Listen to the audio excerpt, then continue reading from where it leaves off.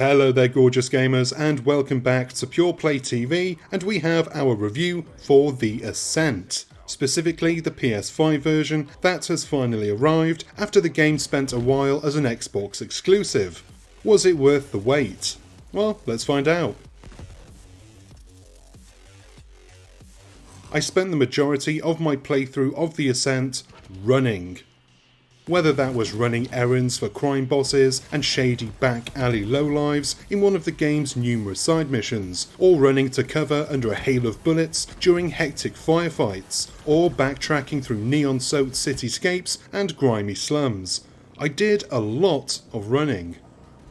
While the Ascent's visuals and setting are clearly inspired by Ridley Scott's Blade Runner, I didn't expect the game to take the title so literally. The Ascent sees our protagonist working as an indent, a slave, performing menial tasks within the futuristic dystopia of Velez. We learn almost immediately that the mega corporation that pulls the strings, the Ascent Group, has suddenly and shockingly collapsed, creating a power vacuum. Crime lords, syndicates, and rival corporations are violently ready to fill the void left by the Ascent Group. It's up to you, the player, to prevent these factions from starting an all-out war.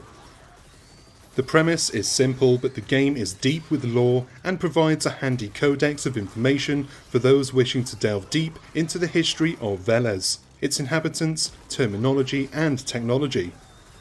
The story unfolds through fully voiced cutscenes that move the plot along at a decent pace, with some distinct and interesting characters. Players can create their character using the serviceable, although limited, character creator. The system is basic, but it allows for quick production of an avatar to jump straight into the action. The opening moments of the game introduce most of the gameplay mechanics that you'll be using throughout the game's roughly 12-hour runtime. Playing either solo or in local or online co-op, the Ascent is a twin-stick shooter through and through, with the left stick for player movement and the right stick for aiming. While it's not groundbreaking, the controls are tight and responsive.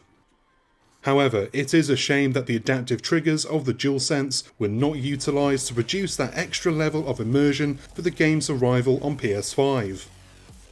Weapon variety is impressive, with an array of pistols, shotguns, rifles and launchers all on offer that can be acquired from downed enemies or bought from one of the game's weapon vendors. The path to enlightenment and freedom in the Ascent is a bloody one. Bullets rip through skin and flesh explodes from enemies in fountains of claret, muscle and bone. During my playthrough, I favoured a combination of a slow yet powerful rocket launcher and a blisteringly fast automatic rifle known as the Dread.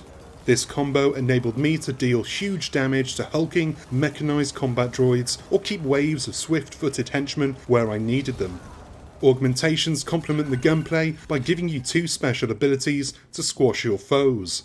After toying around with various loadouts, I eventually stuck with the hydraulic slam and propulsion leap augmentations. These abilities allowed me to perform a hydraulic punch to push enemies away or launch into crowds with an explosive area of effect.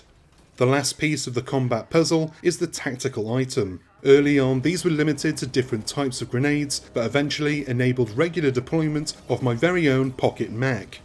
The pocket mech allowed me to survive against swarms of highly accurate enemies or go toe-to-toe with some seriously tough bosses. Given the prevalence of conversations around accessibility within gaming these days, I was very pleased to see several colourblind mode options within the Ascent settings. Additionally, options for altering the size and visibility of the subtitles were very welcome for my ageing peepers. However, it appears that accessibility starts and stops with visual options. I normally experience little resistance playing through games on normal or even sometimes hard difficulties, but I found several encounters in the Ascent so overwhelmingly brutal that even after switching the difficulty down to easy, I was barely able to scrape out a victory. I enjoyed the challenge, but some players might find little enjoyment within these moments. The gameplay does not diverge from the go here, kill that formula, apart from a few missions that ask you to capture and hold a point while enemies surround you. Firefights are fast and frenetic and require you to use cover effectively. An essential mechanic for survival allows you to aim high and over cover to continue firing from safety. This proved to be a winning strategy throughout the game. It's a shame though that there isn't more variety to the mission structure, as the gorgeous environments ultimately just become set dressing for something we've played 100 times before.